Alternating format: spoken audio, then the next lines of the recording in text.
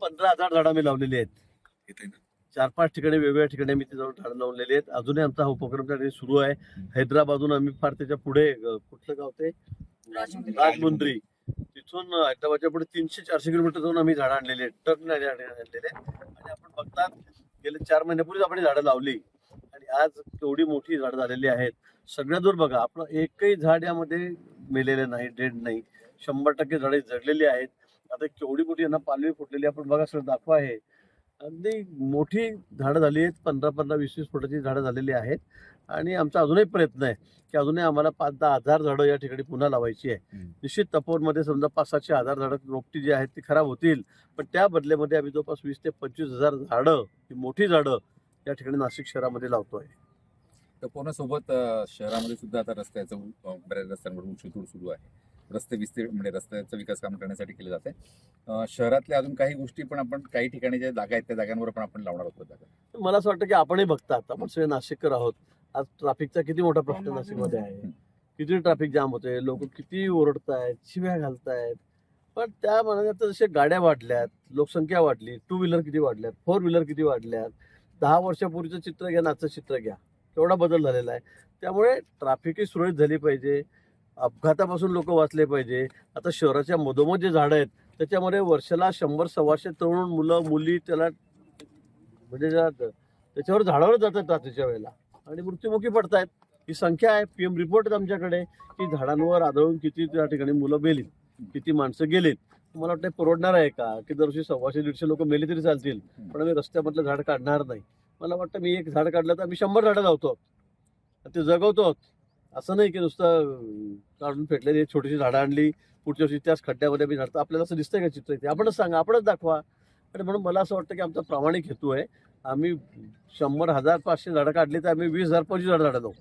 आमचा तर आता संकल्प शास्त्राचा आम्हाला 3 कोटी झाडं लावायची आहेत. त्यामुळे सगळ्यात दूर आम्हाला ही झाडं लावायची आहेत. अजूनही थोडंसं पाऊस आला की आम्हाला या ठिकाणी 5, 25, 50 हजार झाडं मी लावणार आहोत.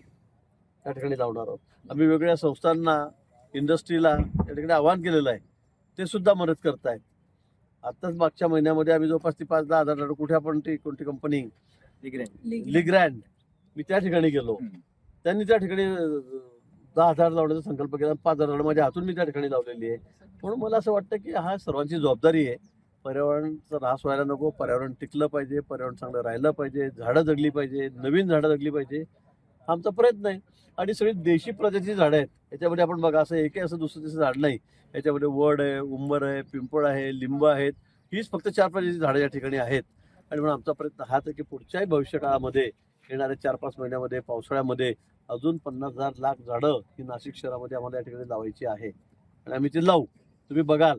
म्हणून मला माझी सगळ्यांना विनंती आहे, वृक्षप्रेमींना सुद्धा, की बाबा 1000 झाडं, 500 झाडं गेली तरी चालतील, पण त्या बदल्यामध्ये जर आम्ही 50,000, 1,00,000 झाडं लावतोय तर अडचण काय? आपण ते येऊन बघावं, त्यात आम्हाला काही सूचना कराव्या.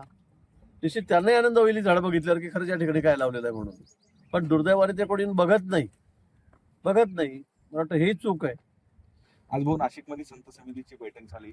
आगामी कुंभमेळ्याच्या अनुषंगाने जे कामं होते त्या सगळ्या कामांसंदर्भात साधू महंतांनी एकूणच वेळेस समाधान व्यक्त केला. पण हे सगळं करत असताना जी जागा अनिश्चित आहे त्या ठिकाणी तेच कामं व्हायला पाहिजे. म्हणजे थोडक्यात तपोवनमध्ये साधूग्राम घेत व्हायला पाहिजे, अशा पद्धतीचं एक त्यांचं म्हणणं होतं. निश्चित तपोवनची जागा ही अतिशय महत्वाची आहे. कारण कुंभ आज नाही, गेल्या वेळी आपल्याकडे 2.5-3 कोटी लोक होते आलेले.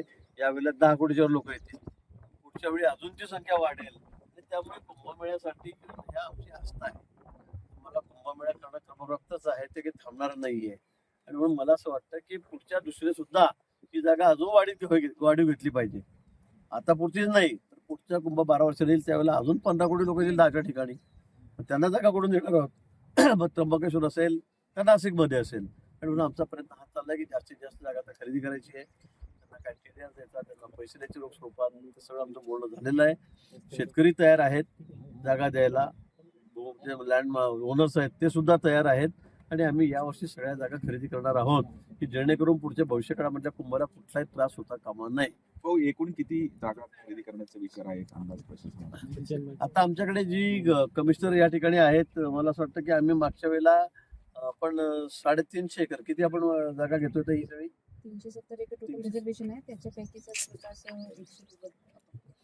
370 एकर जागेवर रिझर्वेशन आहे. 370 एकरवर त्यापैकी जवळपास 200 एकर जागा आता आम्ही विकत त्या ठिकाणी घेतोय, त्याचा मोबदला देतोय. आणि की बाकी सगळे मग ते आखाडे आहेत, पब्लिक ट्रस्ट आहेत, त्यांच्या जागा आहोत त्याही आम्ही घेतो. पण माझा तर प्रयत्न असेल की जागा 500-600 एकर कशी होईल, जास्त जागा कशी घेता येईल, की पुढच्या येणाऱ्या 12 वर्षांनी जो कुंभ आहे तो सुकर झाला पाहिजे, सुरक्षित झाला पाहिजे. त्यावेळेला येणारी संख्या भाविकांची खूप मोठ्या प्रमाणात वाढणार आहे. त्यामुळे त्या अनुषंगाने आमच्या पुढच्या भविष्याचा वेध घेऊन ही सगळी रचना आम्ही करतो. मग इथे असेल का त्र्यंबकेश्वरला असेल, दोन्ही ठिकाणी जागा घेण्याच्या बाबतीमध्ये माननीय मुख्यमंत्री महोदयांनी अतिशय स्पष्ट सांगितलंय की या जागा यावर्षी खरेदी करा, पण आम्ही त्या जागा खरेदी करतो.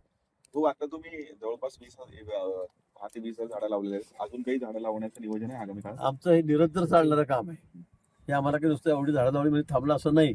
आपण ही झाडं बघा, सगळ्यांना दाखवा, आणि येणाऱ्या पुढच्या या महिन्यामध्ये 15 दिवसामध्ये पुन्हा मी झाडं मागवतोय. आणि ही झाडे ज्या ज्या ठिकाणी जागा आहेत त्या ठिकाणी मोकळे मैदान आहेत, ओपन स्पेस आहेत, त्या सगळ्या ठिकाणी मी लावतो, सगळ्या ठिकाणी लावणार आहोत. आपण बघा कुंभमेळ्याच्या वेळेला जेव्हा कुंभमेळा राहील त्यावेळेला ही झाडं कशी राहतील, लोक बघायला दिली झाडं, बाबा असंही या ठिकाणी झालेलं आहे.